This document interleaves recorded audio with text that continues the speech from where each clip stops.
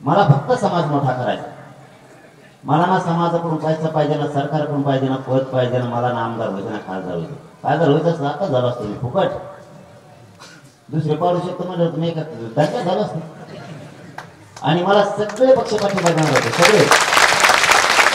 मी जर बघायला समाज जालन्यात मला सगळ्या पक्षाचे लोक पाठिंबा देणार होते. एखाद्या दिवशी वेळ आली असती मी बिनविरोध सुद्धा निघालो असतो, पण मला व्हायचंच नाही.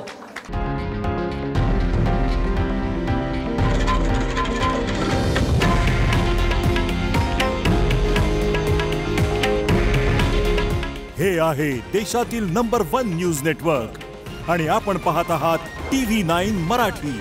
काळजी तुमची, हित महाराष्ट्राचं.